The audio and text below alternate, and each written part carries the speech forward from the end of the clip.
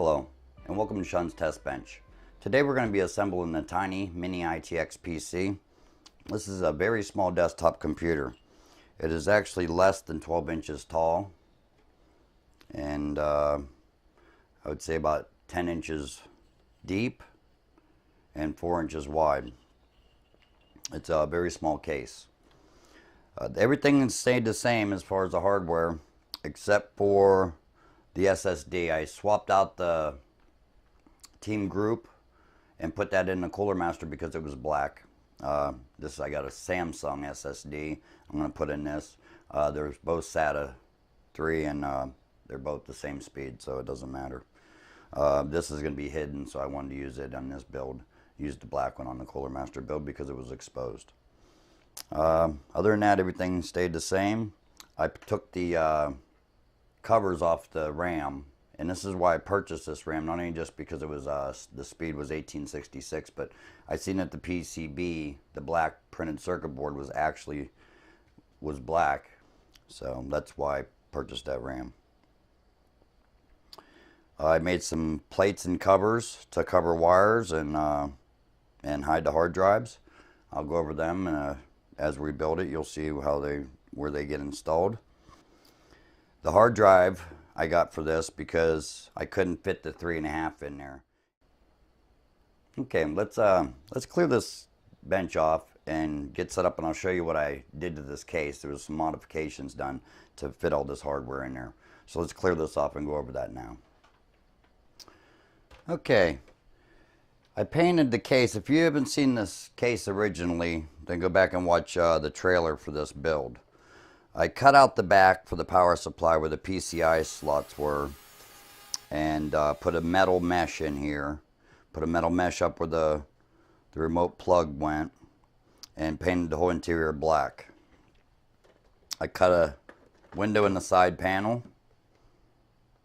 Looks very nice, very clean. I removed the bracket. That was this hard drive bracket and DVD bracket.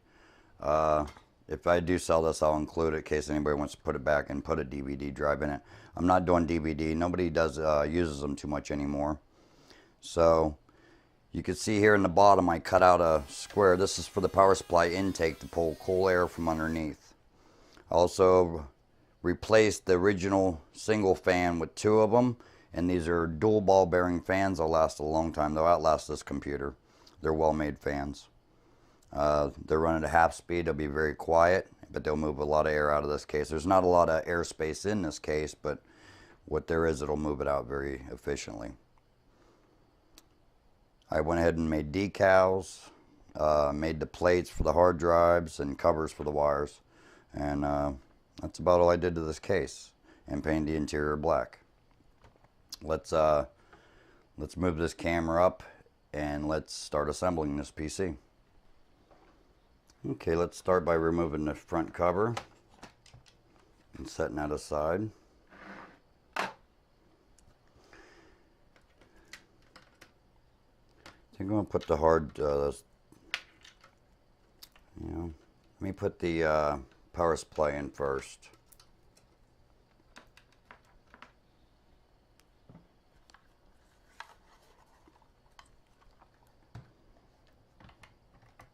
Go directly in the bottom. As you can see, the fan goes right through the bottom there.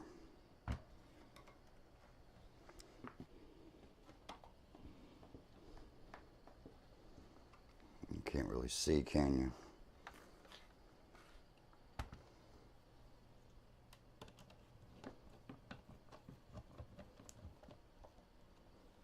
I can't see either, so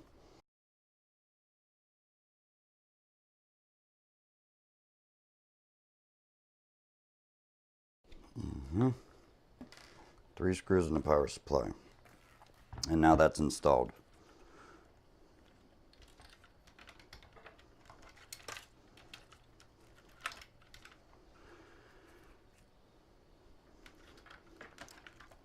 I painted as you can see here, I painted the last 6 inches of the cable that are going to be exposed, like the the 4-pin power connector for the motherboard and a 24-pin. I painted the last 6 inches of them black so that they match the theme. And a lot of this other stuff's going to all be hidden.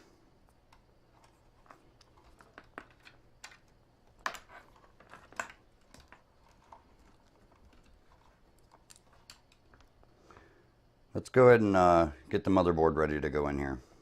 Let me set this aside. Let's prepare the motherboard now. The processor is the A10 6800K. It runs at 4.1 gigahertz stock speed and can turbo up to 4.4 gigahertz, which should be plenty fast. This is G-Skill Aries series memory, 1866 speed. It's 4 gigs each module. That's 8 gigs of DDR3 1866. That's clicked in. Let's go ahead and set this back aside. Let's pull out our hard drive bracket that I made. This is the hard drive bracket that I made to hold the hard drives and hide all the wiring. I want to install the storage drive here.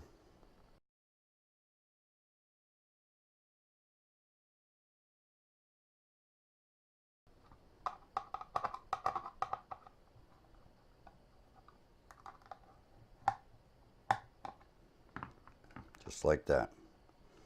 This one here will install right there.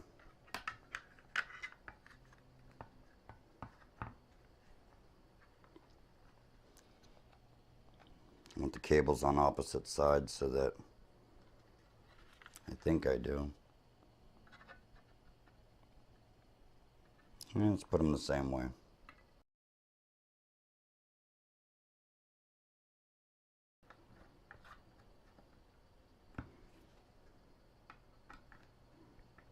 Snug these ones up. And there's the 2 drives in their bracket. There's a cover that goes over this. This will actually cover that up, and it screws on and holds the drives even better. Okay, let's pull the case back over here.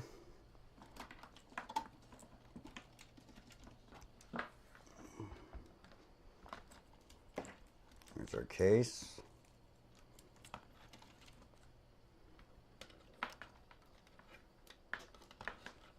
Let's go ahead and install the motherboard. I'll need the I/O shield.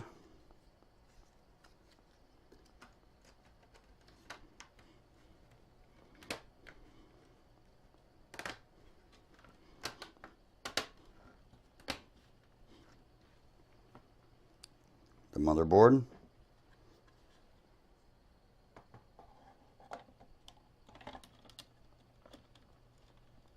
And it went in smooth. Let's find our motherboard screws.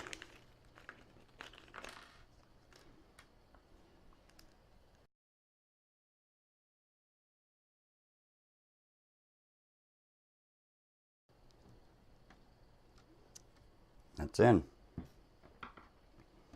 Let's turn it this way. Hopefully you can see what's going on.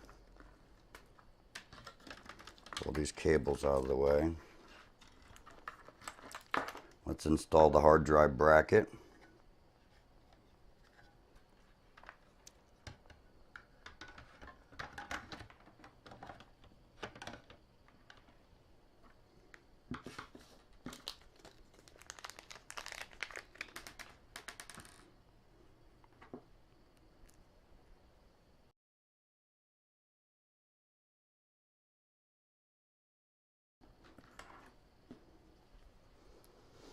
There's one more screw that goes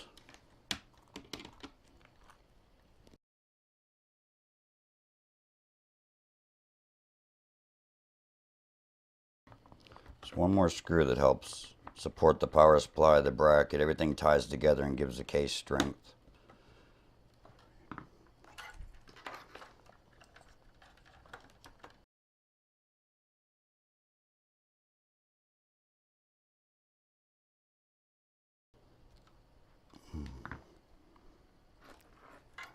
Okay, hard drive brackets in with the hard drives, motherboards in.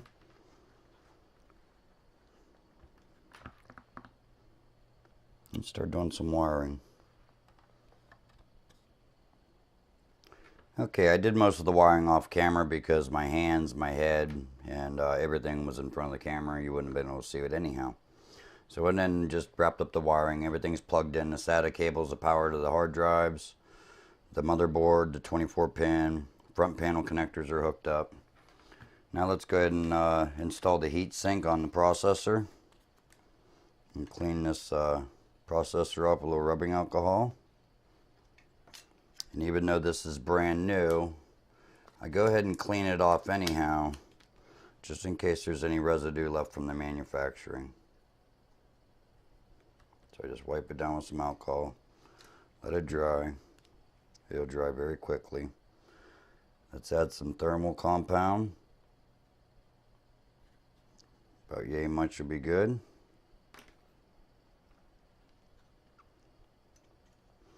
I believe I'm going to plug this in before I even try to put it down there, because then afterwards it's going to be almost impossible. This heatsink's very large for this board and this computer, but that's what I wanted.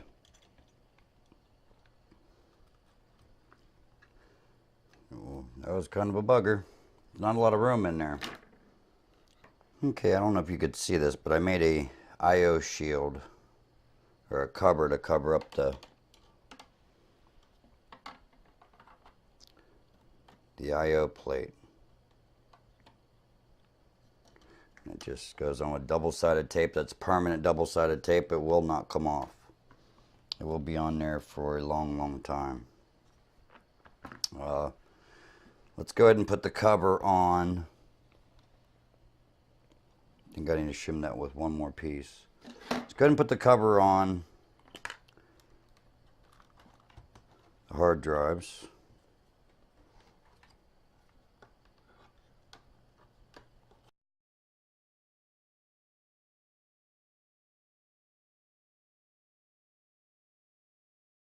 Looks good. Let's go ahead and put the front cover back on.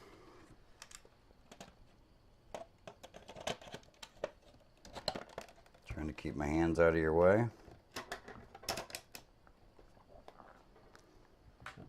Alright, let's move the camera and get a better shot at this. Okay, it seems to be assembled. I have everything in it. Let's go ahead and put the cover on.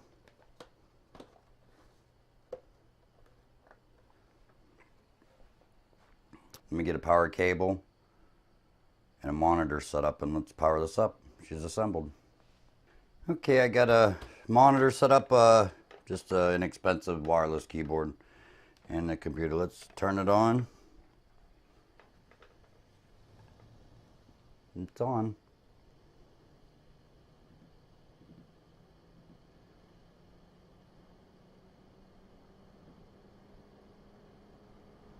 Okay, it's looking for a boot device. Let me go ahead and install Windows 10 on it. It posted. There doesn't seem to be any errors. So let me install Windows 10 on this, and I'll be right back with it.